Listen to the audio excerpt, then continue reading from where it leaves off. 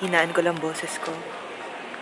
I'm in Montreal right now. Hindi na ako nakapag-film kanina before we depart from our town. So this is the second airport.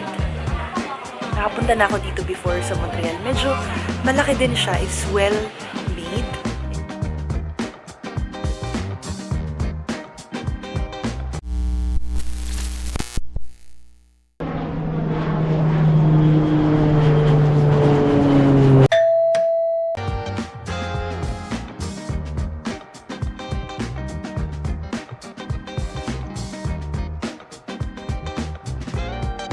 Survived the 13 hours flight from Montreal to Japan.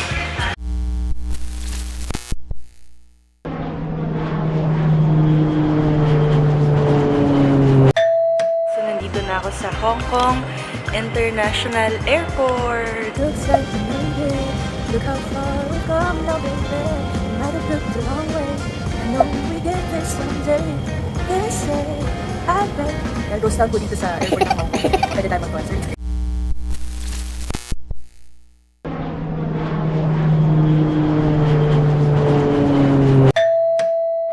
So hi guys, after 27 hours, I'm finally here in Bangkok, Thailand.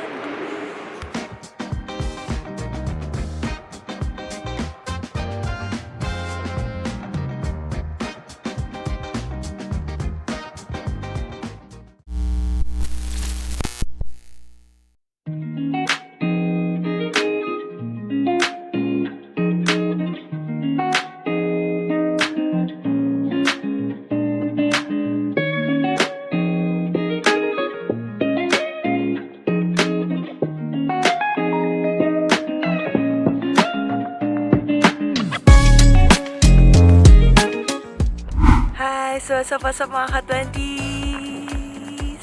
Today's the day. I'm going to Thailand. Woo! So, it will not be easy. It will be a long travel for me, guys. 27 hours flight in total. And I will take you with me. I will have not 1, not 2, and not 3, but 4. 4 airports. So, 4 na airports ang makikita ko within the next day. And right now, nag-aantay lang ako ng sundo ko kasi yung boss ko, pupunta rin silang Montreal. So, same kami ng flight. Sabi ko, sabay na lang ako pa airport para hindi sayang sa gas. This is actually one of my solo travels, semi-solo travel, because I will meet some of my friends in Thailand. Excited na ako. I'm really looking forward na makita sila.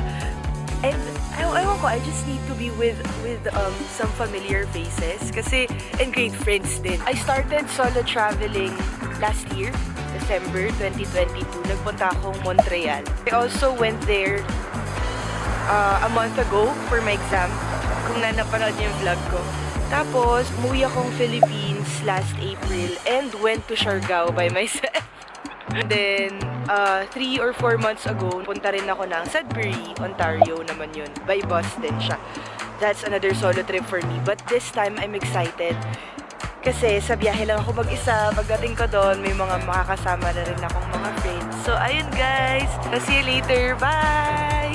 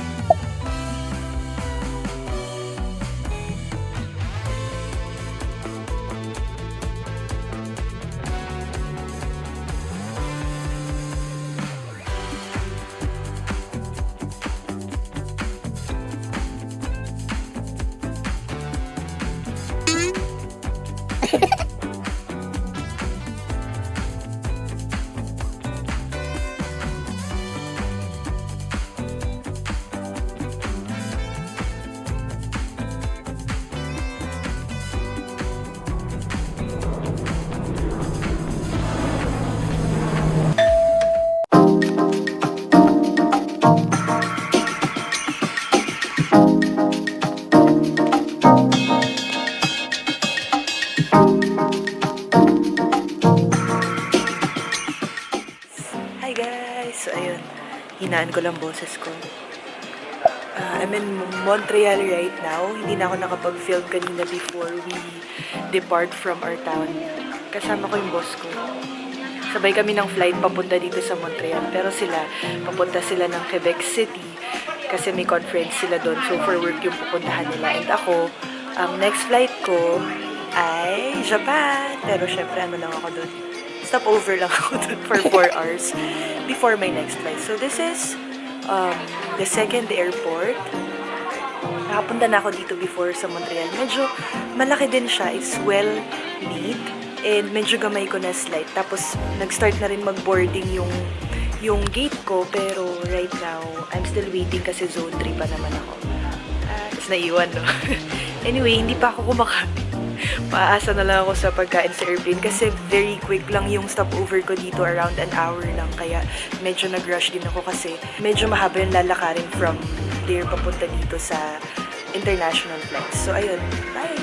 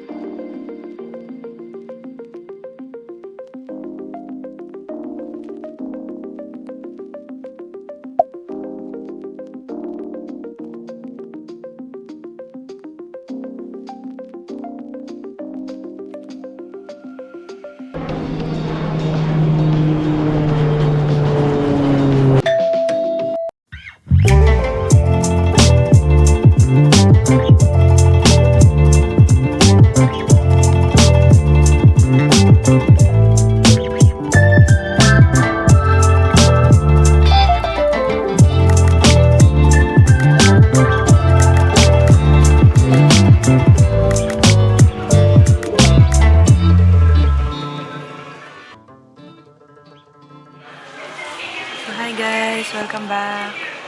Survived the 13 hours flight from Montreal to Japan. So, andito na ako ngayon sa Japan. Pero nakahiga ako dito sa kotse. Ang daming parts dito na pwede kang mag-chill, mag-rest. If ever na may stopover ka dito sa Narita Airport. Ang ganda ng place nila. I actually roamed around.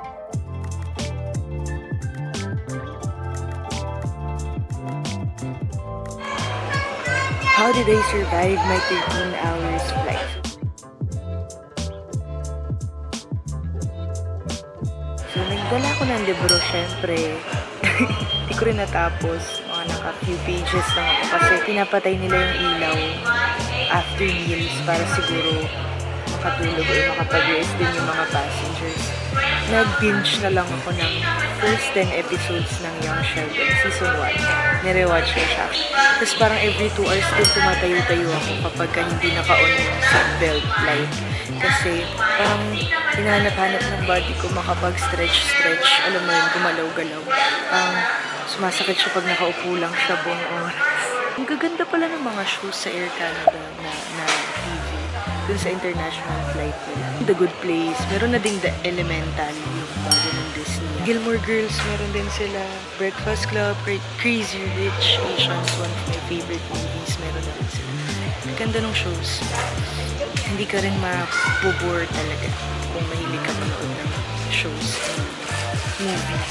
Ang angas pala dun, may part na makikita mo yung sa options sa your trip. Tapos makikita mo yung kung nasa na kayo, kung anong ocean na yung na kinacross nyo, kung nasang part na kayo, kung may mountain doon.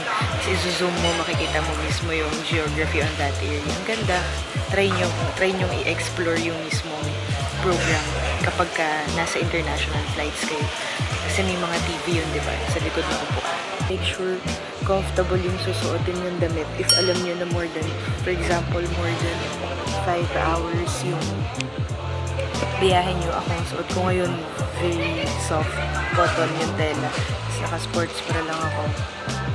Para hindi rin, alam mo yun, ang komportable gumalaw. Tapos, alam po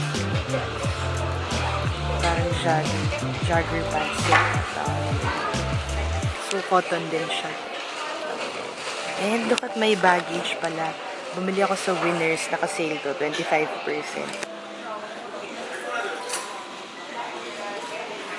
Oh, diba? Sabi nga ni Tony G, hello Philippines. PBBR.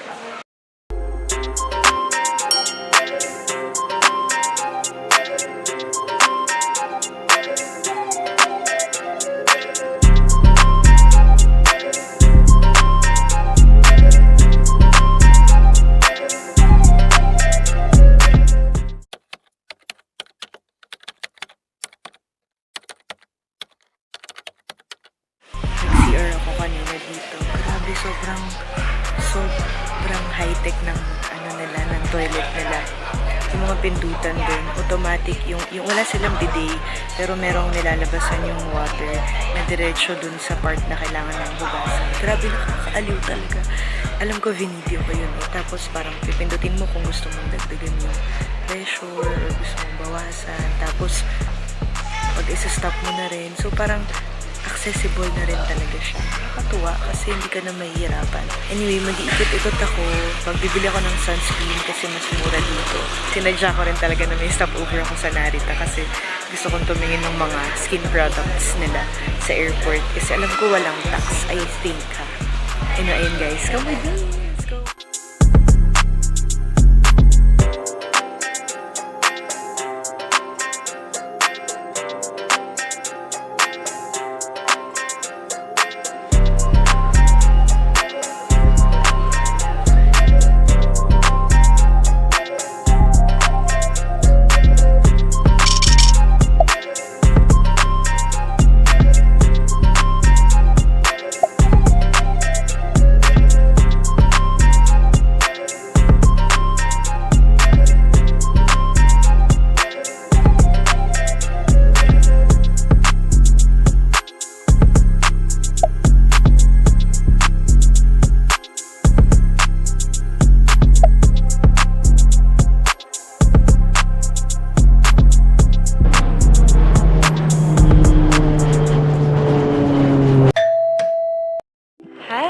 Welcome back! So, nandito na ako sa Hong Kong International Airport.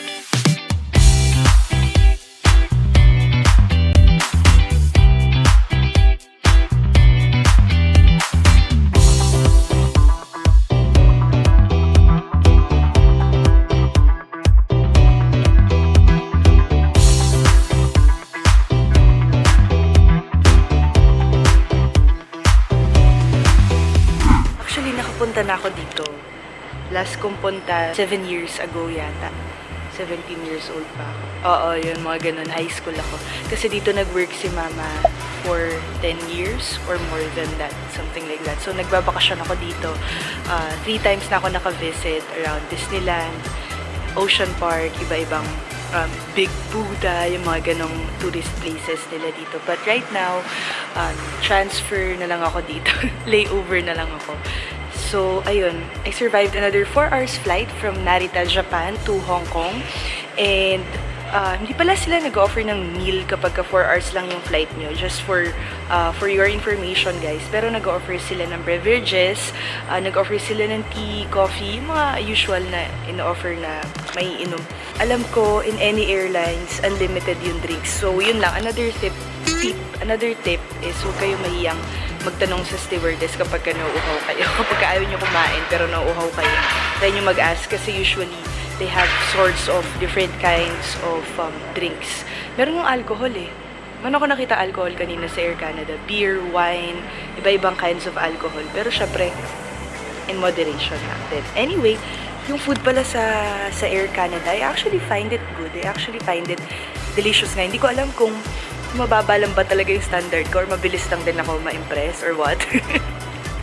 Pero natuwa ako kasi sa 13 hours flight ko, they gave us first meal, talagang may kanin, tapos some fruits and veggies, kompleto siya, tapos may brownies pa yata na dessert yun. Tapos second meal namin, naka-wrap, tuna, sandwich, tapos may spinach yata yun. Basta may leafy veggies din yung binigay nilang food. And yung lotus na biscuit na another favorite ko din yun. Another food na binigay nila is after a few hours. Parang 3 beses kami kumain sa 13 hours flight. Tapos yung last meal namin, stir-fried noodle and pork. So masarap siya. Hindi ko alam, baka related din sa mismong destination yung ina-offer nilang food. Kasi since sa Japan kami maglaland, parang yung mga food na inano nila is more on Asian cuisine din na in-offer nila sa amin. Anyway, ayun guys. So, it was a nice flight. Medyo nakaiglip ako ngayon. Hindi ko alam kung halata ba. So, another tip pala na mabibigay ko is if ever na hindi nyo na-contact yung bank nyo in terms of your credit card or debit card na pwede nyong gamitin sa iba-ibang bansa. Usually kasi alam ko tinatawag yan eh. Ako kasi hindi ko ginawa yun. Nag-withdraw lang ako ng cash. Tapos sabi ko, doon na lang ako magpapapalit, magpapa-currency exchange sa mismong airport na pupuntahan ko. Kasi kunyari nagutom ka or more than 5 hours yung layover mo, mas okay na meron ka dala-dalang cash just in case, di ba, na hindi mag-work yung mga cards mo. So ayun, don't forget to withdraw or bring pocket money with you para anytime na kailanganin mo. Especially like me na ako lang naman din mag-isa, di ba? So ayun, and if ever pala na may makita na kayong currency exchange, magpapalit na kayo kasi hindi naman to every kanto may makikita kang palitan ng pera. So ako, since mag-isa ako, lagi kong dala-dala yung mga stuff ko, medyo mabigat. So mas okay na kapag may nakita ka, gawin mo na lahat para hindi ka na pabalik-balik, diba? So, ayun guys, right now, I will just find a place to rest. I will try to recharge. Tapos, may boarding pass na rin naman ako for my last flight to Bangkok na. Ayan. To Bangkok na siya. So, mag-rest lang ako and pupunta na ako dun sa gate ko para hindi na ako mamroblema. Doon ako mag-shower pagdating doon. Ayun. So, see you later. Guys, sarado lahat ng shops kasi 2:30 AM ang landing ko sa Hong Kong. So, wala ako naabutan na bukas. But it's okay. At least, diba? Walang gastos. Grabe, sarado talaga lahat to.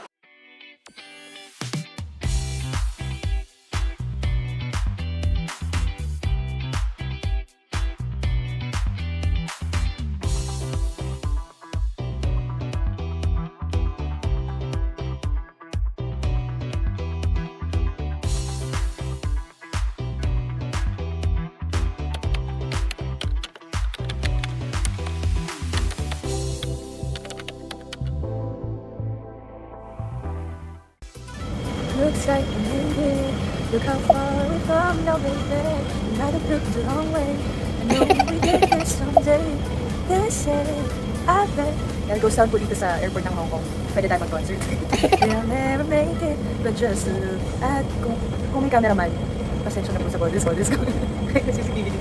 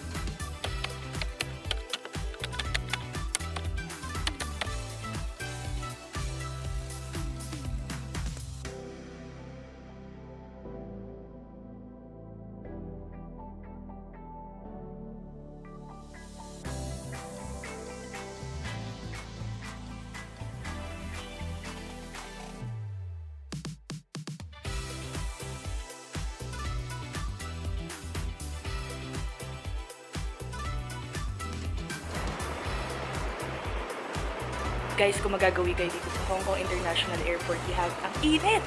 Whew. You have to check the sky deck. Pagka chinek nyo yung telescope na yun, makikita nyo up close yung mga nandun sa yung mga airplane, yung kaaliw. And no one's here. Parang ghost town dito ngayon since I've said that it's already 2 a.m. in the morning or pa 3 a.m. na. 7 a.m. yung flight ko, so maglilibot-libot pa ako. May mga history pa, like kung sino sila, how it was made, things like that. It's so cool. Check this out. So, see you later on my 5th and last airport. Bye!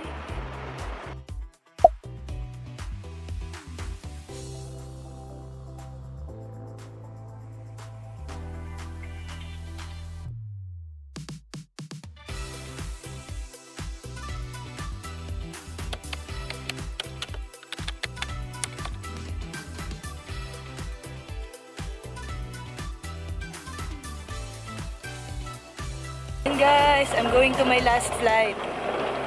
Last flight to Bangkok. See you later. Bye!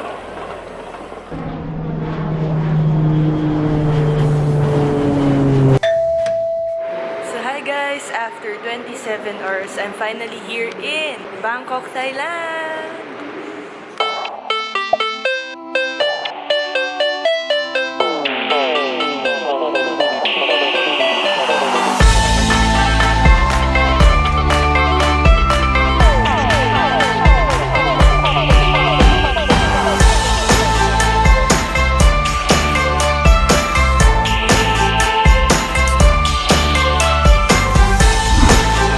I can say na nagustuhan ko talaga and I really appreciate yung airport ng Narita and ng Hong Kong. Top tier for me. Pero pinaka-top pa rin for me, syempre love my own, yung noo ko. Charot!